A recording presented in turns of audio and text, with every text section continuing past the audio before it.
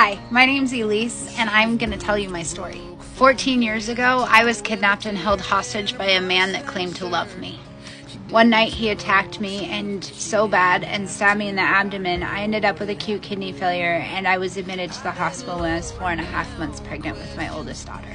I was so scared for my own life that I lied to the hospital, and I told them that I fell down the stairs and landed on an X-Acto knife.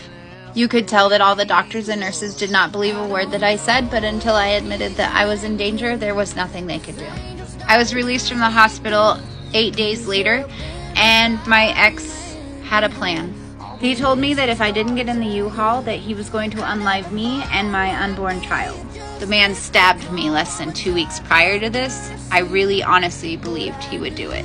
I got in that U-Haul thinking that we were quote-unquote going to his mom's for a better life. In my head, I thought maybe he won't abuse me as bad because maybe his mother is a nicer person.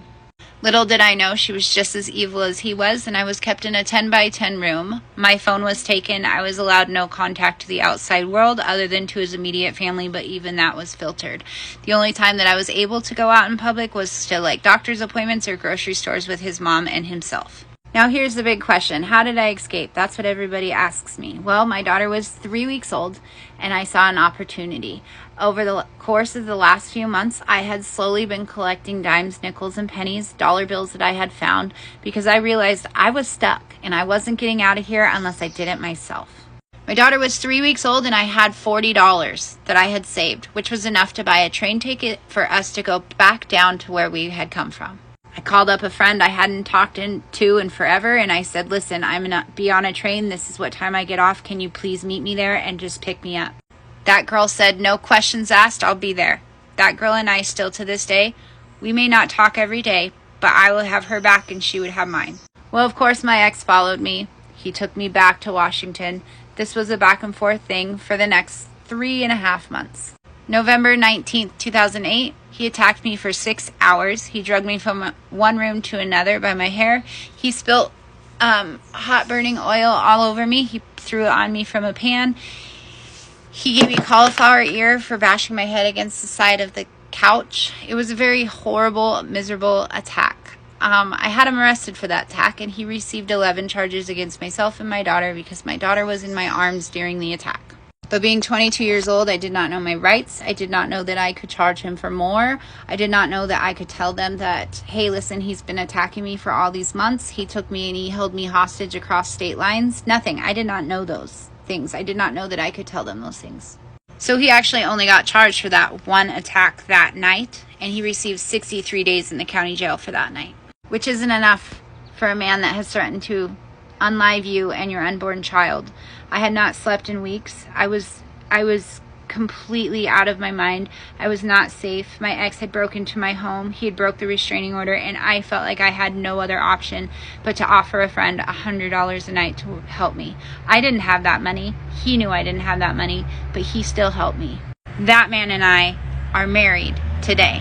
He moved me into his house that night, and for months we just stayed friends. He went to my court date, he helped me, but after court settled and when it was time for me to move on, I realized I didn't want to move on. So I approached him and asked him if he wanted a relationship, and he told me he didn't feel about me that way. He did not like me like that.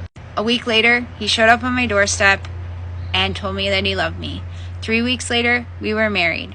14 years later, we're still married. Our life is not glorified. It's not fabulous. We work hard. We struggle on days.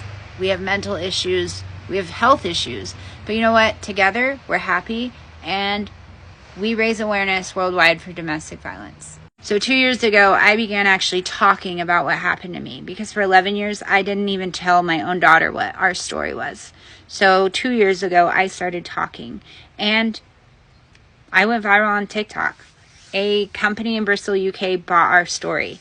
We've been published in different magazines. We were on the front page of a magazine in the UK on the Queen's 70th Jubilee. These are things I could never thought I could say about my family. But you know what? I help men and women and children every day see that there is life after abuse. I did spend 3 months where I decided to drown my own sorrows in alcohol, which is the typical response after leaving something traumatic like I did. And if it wasn't for Big Red, I probably could have stayed down that rabbit hole. But Big Red and a group of strangers helped me see that there is life after abuse. And that's why we're here today, is to show that everybody that there is life after abuse and that we do survive and that we do recover. And you know what? After we all start talking about it, you start realizing how many people around you actually can relate with. So that's my story, and I hope you guys stick around to follow our story. We're growing daily. We hope to just keep spreading awareness and showing people and breaking the silence and showing people that being able to talk about it is the best way to heal. Saying, yep, that happened to me, and move on. And I know you're like, wait, move on? Yeah, you have to move on. Yes, it lives in your life. Yes, it is a part of you every single day, but it does not define who you are. And you are not those things that those people said you are. You are stronger, and you are wiser, and you are able to move on.